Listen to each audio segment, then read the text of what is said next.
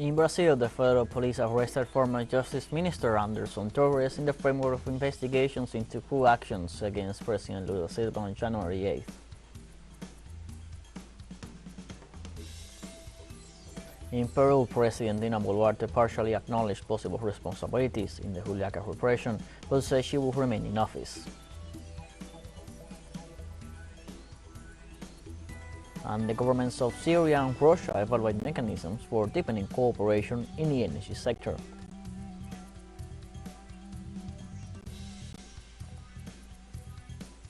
Hello, welcome to From the South. I'm Luis Alberto Matos from the TeleSUR studios in Havana, Cuba.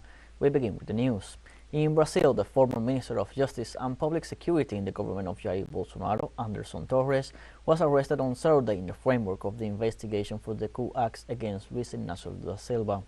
According to local media, the arrest took place at the international airport of Brasilia around 7:20 a.m. local time, when he arrived in the capital on a flight from the United States. Afterwards, he was transferred to the superintendents of the police of the federal district. His arrest was ordered by the Supreme Court Judge Alexandre de Moraes, who is investigating him for alleged omission and complicity during the assault on the headquarters of the executive, legislative, and judicial powers. Torres was the Secretary of Security of the federal district government and therefore the most responsible for guaranteeing the integrity of the public buildings that were invaded by Bolsonaro supporters.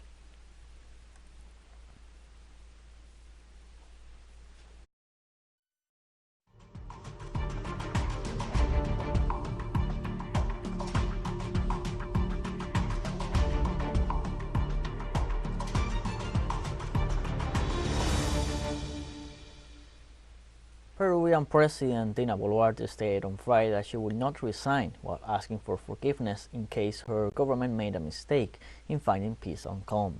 The president, who had not made any public statements since Monday, expressed categorically that she will remain in office while asking Congress to bring forward the elections.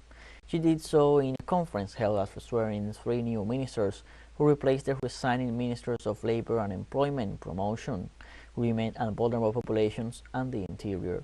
Boluarte continued to minimize the protests that gathered thousands of Peruvian men and women all over the country and have been violently repressed in the past weeks.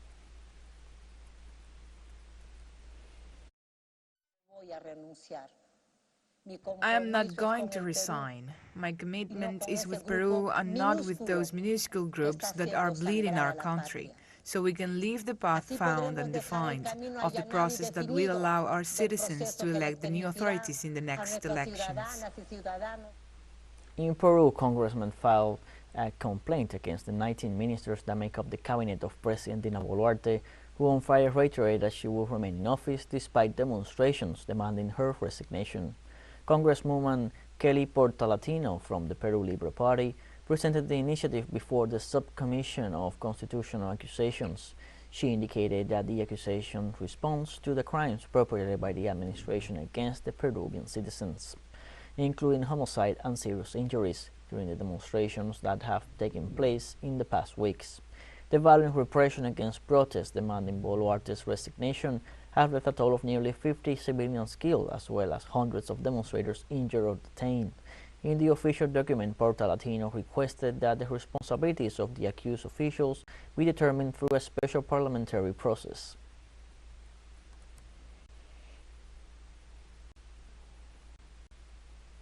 In Peru, the Inter-American Commission on Human Rights called on Friday for an end to violence after the murder of at least 47 people at the hands of state repression. In a press conference on the balance of the three-day visit of the International Commission to Peru, the vice president of the organization and rapporteur for the Andean country, Edgar Estuardo Ralón, assured that the solution to the protests must be through dialogue, agreements, and respect for the rule of law. He also informed that up to Thursday, 47 people had died, among them 7 teenagers, while at least 650 people and 290 members of the security forces were injured. In view of this, he asked the government for serious and impartial investigations.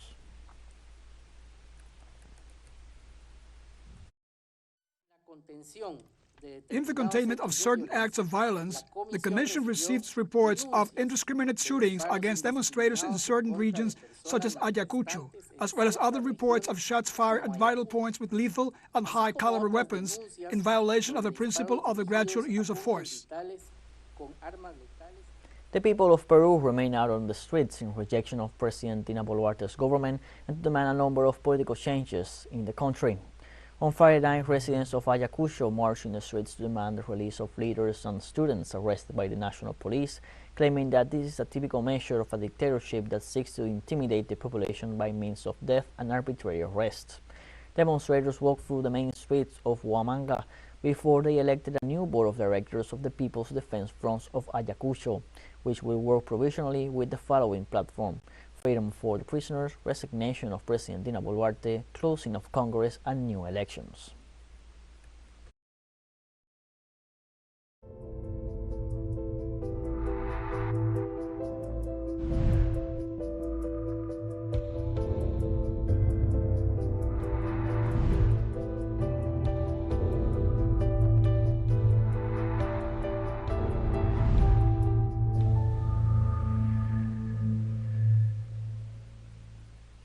In Uruguay, authorities confirmed that the expiration date of COVID-19 vaccines will be extended. The National Ministry of Public Health made this statement after civilians had noticed that many of the vaccines being administered had an expiration date of September 2022. According to the public entity, the extension of the deadline for the use of vaccines and medicine is always carried out through a standardized process with maximum guarantees. The ministry mentioned that Pfizer laboratories had first obtained a validation on its vaccine for 6 months before receiving a second endorsement for 1 year. Therefore, in December, the vaccine shelf life was extended for 18 months. Gabriel Perufo, Immunization Director of the Public Ministry, confirmed to local media that a rigorous investigation is being made on the biological stability of the vaccines and emphasized that citizens who are being vaccinated can rest assured that the vaccine has a technical endorsement.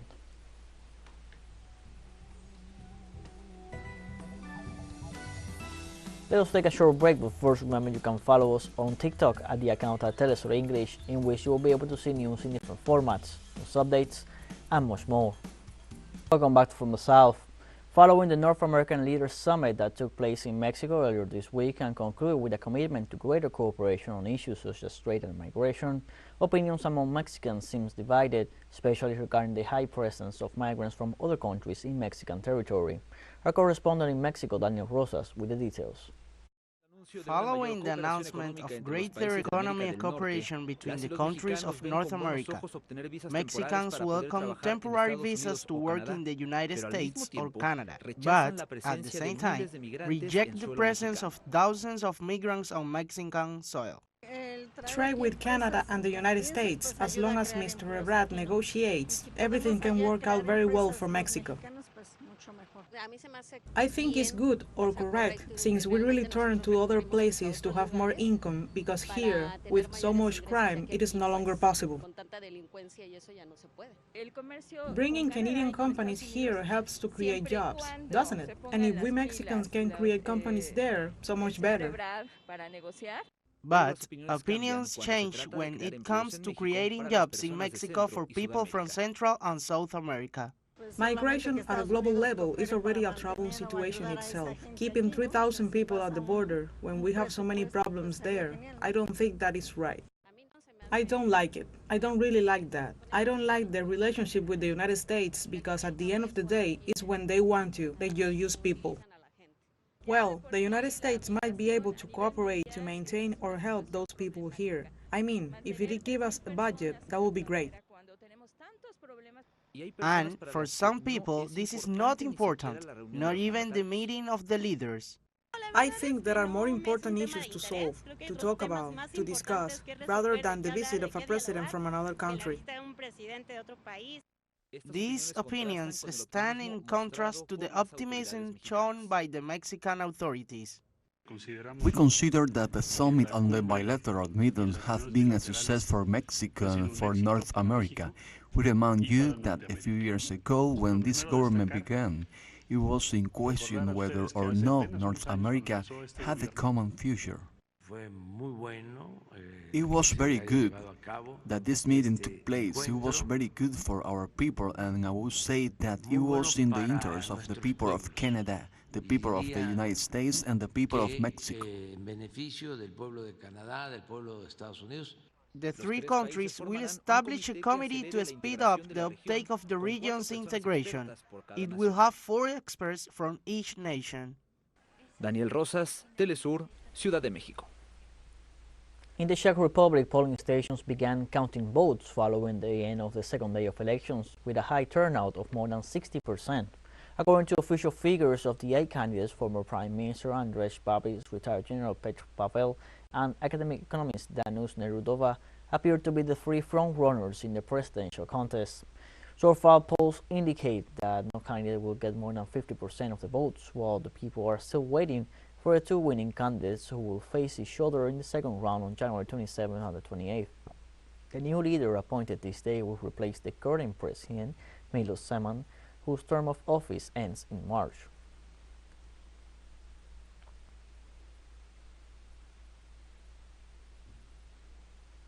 The governments of Germany and Iraq strengthened energy ties and bilateral cooperation during the visit of Iraqi Prime Minister Mohammad Shia al-Sudani to the country. During a joint press conference during a meeting in Berlin, German Chancellor Olaf Scholz and Iraqi Prime Minister al-Sudani reviewed investment opportunities in the gas and petrochemical sectors, as well as strategic relations between the 2 nations. The Iraqi minister highlighted the German military advice to confront Daesh terrorist group in the country, as well as the support in the recovery of smuggled antiquities.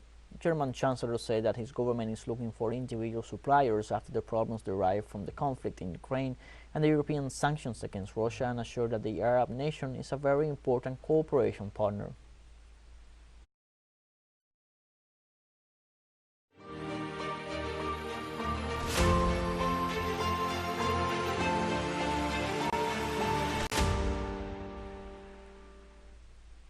Russia announced on Friday that it has taken control over the town of Soledar, located in the Donetsk People's Republic, which has been the scene of heavy fighting over the past few months. The Russian Defense Ministry reported that the town came under Russian control on January 12.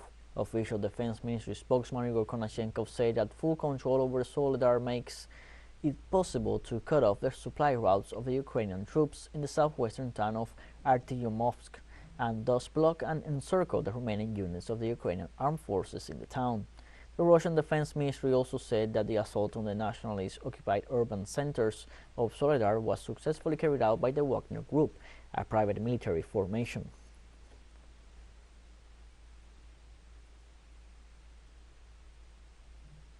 Vasily Nebensia, Russia's permanent representative to the United Nations, declared on Friday that Ukraine has become a private military company at the service of NATO.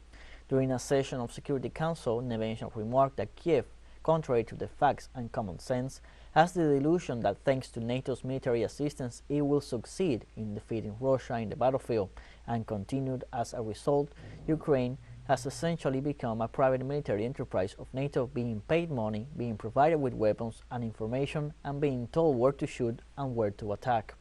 So far, the military assistance provided to Ukraine has already reached over $40 billion, and nearly half of it comes from the United States, according to the German Institute for World Economy in Kiev.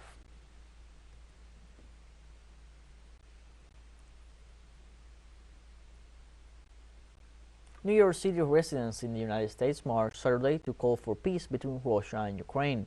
Protesters are scheduled to gather at Times Square at noon to march in honor of human rights activist Martin Luther King's anti-war legacy. Demonstrators will walk through downtown Manhattan, demanding an end to the U.S. involvement in the Russian-Ukrainian conflict. The director of the Answer Coalition, Brian Becker, said that decades of government policy in Washington have pushed the parties into disagreement, and that the expansion of NATO and the prospect of Ukraine as a base of operation has set the stage for the current crisis.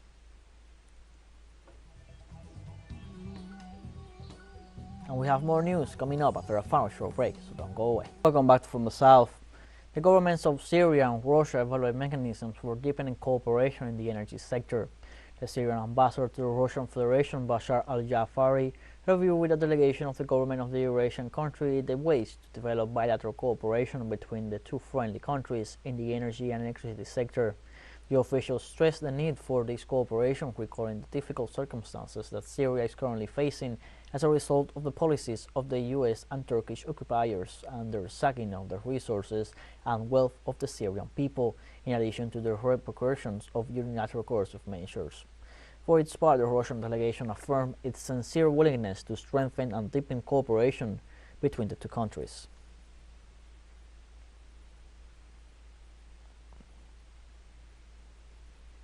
Local activists in Syria confirmed that U.S. illegal troops in the country continue plundering the Arab nation's oil resources.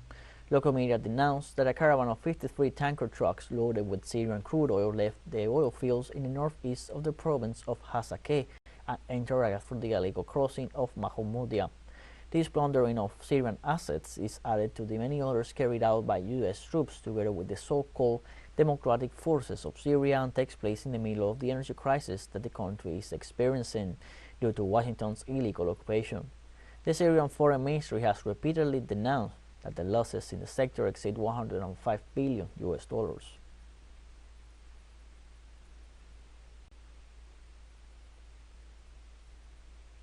Palestinian prisoners in Israel reported new protests in rejection of punitive measures applied by Tel Aviv authorities against them.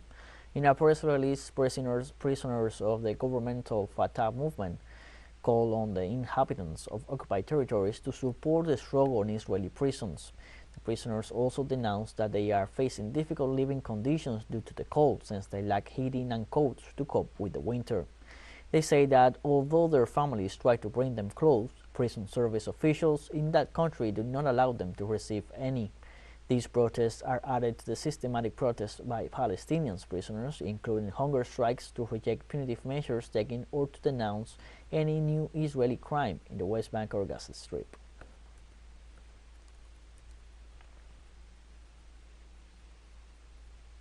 The Polisario Front demands respect for its self-determination and independence during the 16th Congress of the Arab Organization, which takes place in Sahrawi refugee camps in the Algerian territory. The Secretary General of the Polisario Front and President of the Sahrawi Arab Democratic Republic, Brahim Ghali, declared that his state will not get involved in any peace process which deviates from the initial plan of the United Nations organizations and the African Union. Ghali made it clear that the relations of the Polisario with Madrid will remain frozen, while reiterating that the Sahrawi people will continue his just struggle for its independence and sovereignty. He also thanked the Latin American solidarity present at the Congress, especially that from Cuba, Venezuela, Panama, Mexico, Brazil, Chile, Puerto Rico, Nicaragua, and Argentina.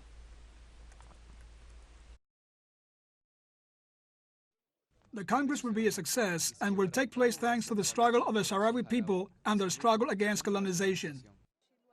Our presence at the 16th Congress shows the unity of the Sahara. It shows that we defy the Moroccan presence. We embrace the prisoners, we embrace the martyrs. All this is the price to pay. We can only drive Morocco out of our land throughout unity. Tarek El Aissami, Venezuelan Vice President of the Economy and Minister of Petroleum, proposed this Friday the creation of an energy development bank before the Voice of the Global South Summit. The proposal seeks to leverage and support diversification projects of the southern countries under the principles of solidarity, complementarity, and self-determination of the peoples. El Aissami reiterated the commitment of his government as signatory of the International Solar Alliance to maintain joint efforts for the development of an alternative energy plan based on solar energy projects. The Venezuelan diplomat also urged representatives of 120 developing countries in Africa, Latin America, and Asia to invest in his country to develop its energy potential and make it available for humanity's great needs.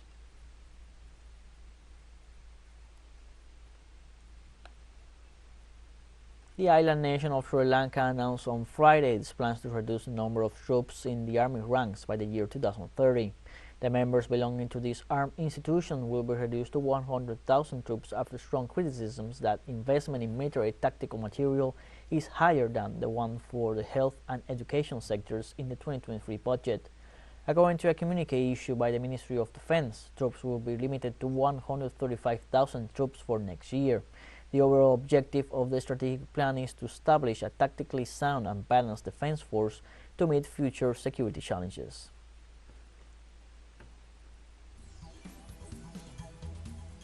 We have come to the end of this news brief, and you can find these and many other stories on our website at telesurenglish.net. You can also join us on our social media, Facebook, Twitter, Instagram, Telegram, and TikTok. For TeleSUR English, I'm Luis Alberto Matos. Thank you for watching.